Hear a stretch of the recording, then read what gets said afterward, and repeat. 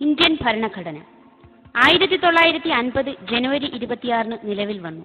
ആമുഖം 395 ആർട്ടിക്കിളുകൾ, 8 ഷെഡ്യൂളുകൾ, ഇത്രയും ചേരുന്നതാണ് ഭരണഘടന. മൗലിക അവകാശങ്ങൾ: സമത്വത്തിനുള്ള അവകാശം, സ്വാതന്ത്ര്യത്തിനുള്ള അവകാശം, ചൂഷണത്തിനെതിരെയുള്ള അവകാശം, മതസ്വാതന്ത്ര്യം, സാംസ്കാരികവും വിദ്യാഭ്യാസപരവുമായ അവകാശം, ഭരണഘടനാപരമായ പരിഹാരങ്ങൾക്കുള്ള അവകാശം എന്നിവയാണ് മൗലിക അവകാശങ്ങൾ. മൗലിക അവകാശങ്ങളുടെ കൂട്ടത്തിൽ സ്വത്തവകാശം കൂടെ ഉണ്ടായിരുന്നു.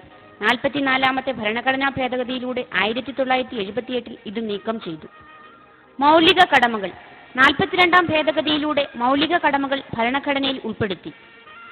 പാർലമെന്റ്: 3 പ്രധാന ഘടകങ്ങൾ ചേരുന്നതാണ് പാർലമെന്റ്: രാഷ്ട്രപതി, രാജ്യസഭ, ലോകസഭ. ഷെഡ്യൂളുകൾ: 8ാം ഷെഡ്യൂൾ അനുസരിച്ച് 18 ഭാഷകളെ ഭരണഘടന അംഗീകരിക്കുന്നു. ആദ്യം 14 ഭാഷകളായിരുന്നു ഭരണഘടനയുടെ 8ാം ഷെഡ്യൂളിൽ ഉൾപ്പെടുത്തിയിരുന്നത്. 1967 21ാം ഭരണഘടനാ ഭേദഗതിയിലൂടെ സിന്ധിയും 1992 71ാം ഭരണഘടനാ ഭേദഗതിയിലൂടെ കൊങ്കണി, മണിപ്പൂരി, നേപ്പാളി ഭാഷകളും 8ാം ഷെഡ്യൂളിൽ ഉൾപ്പെടുത്തി. 356ാം വകുപ്പ് പ്രസിഡന്റ് ഭരണം: സംസ്ഥാനങ്ങളിൽ ഭരണഘടനാ യന്ത്രം പരാജയപ്പെടുന്ന സന്ദർഭങ്ങളിൽ പ്രസിഡന്റ് തന്നെ നേരിട്ട് സംസ്ഥാനങ്ങളുടെ ഭരണം ഏറ്റെടുക്കുന്നു. 370ാം വകുപ്പ് ജമ്മു കാശ്മീരിന് പ്രത്യേക പദവി നൽകുന്നു. പ്രസിഡന്റ് സ്ഥാനത്തേക്ക് തെരഞ്ഞെടുക്കപ്പെടുവാനുള്ള കുറഞ്ഞ പ്രായപരിധി 35 വയസ്സ്. പ്രസിഡന്റിന്റെ ഔദ്യോഗിക കാലാവധി 5 വർഷം. 9ാം പഞ്ചവത്സര പദ്ധതി കാലയളവ് 1997-2002. ഇന്ത്യൻ ഭരണഘടനാ പ്രകാരം നമ്മുടെ രാഷ്ട്രത്തിന്റെ പേര് ഇന്ത്യ.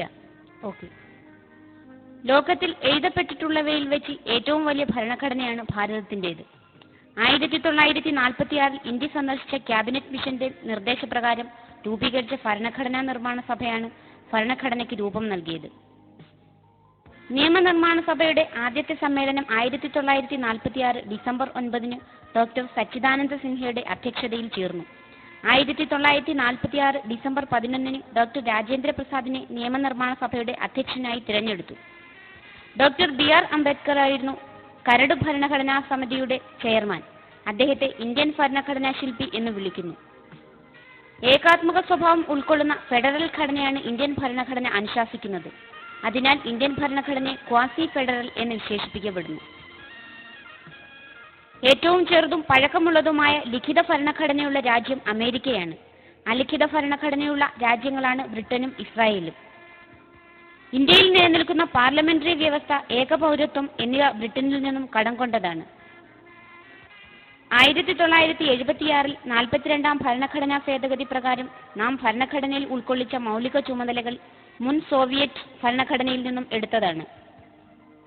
ഇന്ത്യൻ ഭരണഘടനയുടെ ആമുഖത്തെ ഭരണഘടനയുടെ ആത്മാവ്, ഭരണഘടനയുടെ താക്കോൽ എന്നിങ്ങനെ വിശേഷിപ്പിക്കാറുണ്ട്. 1976 42ാം ഭേദഗതിയിലൂടെയാണ് ഭരണഘടനയുടെ ആമുഖത്തിൽ മാറ്റം വരുത്തിയത്. പബ്ലിക് സർവീസ് കമ്മീഷനുകളുടെ ചുമതലകൾ 320ാം വകുപ്പ് പ്രകാരമാണ്. ഒരു ഇന്ത്യൻ പൗരന് തന്റെ പൗരത്വം നഷ്ടപ്പെട്ടു പോകാവുന്ന സാഹചര്യങ്ങൾ 3 പരിത്യാഗം, പൗരത്വം നിർത്തൽ ചെയ്യൽ, പൗരത്വാപഹാരം എന്നിവയാണ്. ഏത് അവകാശമാണ് ഇന്ത്യയിൽ കഴിയുന്ന ഒരു വിദേശ പൗരന് ഇല്ലാത്തത്? വോട്ട് ചെയ്യൽ. മൗലിക അവകാശങ്ങൾ ഭരണഘടനയുടെ 3ാം ഭാഗത്തിൽ പ്രതിപാദിക്കുന്നു. ഇന്ത്യൻ ഭരണഘടന 6 വിധത്തിലുള്ള മൗലിക അവകാശങ്ങൾ ഒരു ഇന്ത്യൻ പൗരന് ഉറപ്പു നൽകുന്നു. സമത്വത്തിനുള്ള അവകാശം ആർട്ടിക്കിൾ 14-18. സ്വാതന്ത്ര്യത്തിനുള്ള അവകാശം ആർട്ടിക്കിൾ 19-22. ചൂഷണത്തിനെതിരെയുള്ള അവകാശം ആർട്ടിക്കിൾ 23-24. മതസ്വാതന്ത്ര്യത്തിനുള്ള അവകാശം ആർട്ടിക്കിൾ 25-28. സാംസ്കാരികവും വിദ്യാഭ്യാസപരവുമായ അവകാശങ്ങൾ ആർട്ടിക്കിൾ 29-30. ഭരണഘടനാപരമായ പ്രതിവിധിക്കുള്ള അവകാശം ആർട്ടിക്കിൾ 32.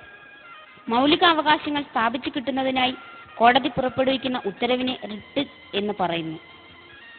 ഭരണഘടന അനുവദിച്ചിട്ടുള്ള മൗലിക അവകാശങ്ങൾ സുപ്രീം കോടതിയിൽ നിക്ഷിപ്തമായിരിക്കുന്നു. ഹേബിയസ് കോർപ്പസ് എന്നതിന്റെ ശബ്ദാർത്ഥം നിങ്ങൾക്ക് ശരീരം ഏറ്റെടുക്കാം എന്നാണ്. 44ാം വകുപ്പ് അനുസരിച്ച് രാജ്യത്തിനാകമാനം ബാധകമായ ഒരു സിവിൽ നിയമസംഹിത നിർമ്മിക്കാം.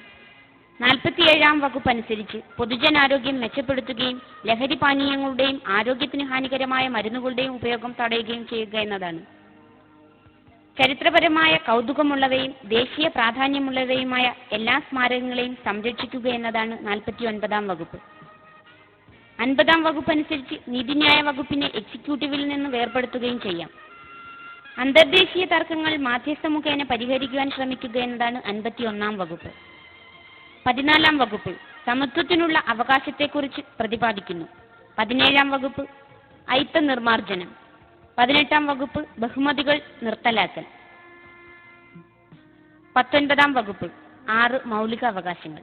21-ാം വകുപ്പ് ജീവനും വ്യക്തി സ്വാതന്ത്ര്യത്തിനുമുള്ള സംരക്ഷണം. 22-ാം വകുപ്പ് അറസ്റ്റിനും തടങ്കലിൽ വയ്ക്കുന്നതിനുമെതിരായ സംരക്ഷണം. 23-ാം വകുപ്പ് ചൂഷണത്തിനെതിരായ അധികാരം. 24-ാം വകുപ്പ് ബാലവേല നിരോധനം. 25, 28-ാം വകുപ്പ് മതസ്വാതന്ത്ര്യത്തിനുള്ള അവകാശം. 36, 51-ാം വകുപ്പ് മാർഗനിർദ്ദേശക തത്വങ്ങൾ. 40-ാം വകുപ്പ് പഞ്ചായത്തുകളുടെ രൂപീകരണം.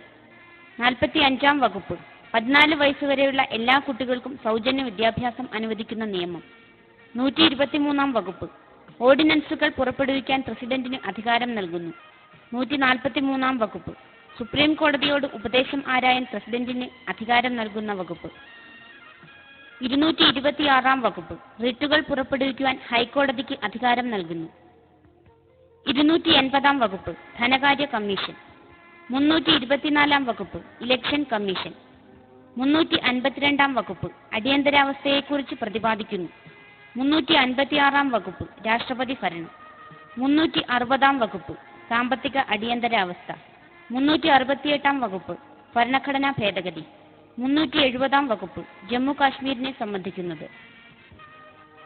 യൂണിയൻ എക്സിക്യൂട്ടീവ് രാഷ്ട്രപതി, ഉപരാഷ്ട്രപതി, പ്രധാനമന്ത്രി, തലവനായിട്ടുള്ള മന്ത്രിസഭ എന്നിവ ചേർന്നതാണ് യൂണിയൻ എക്സിക്യൂട്ടീവ് അഥവാ കാര്യനിർവഹണ സമിതി.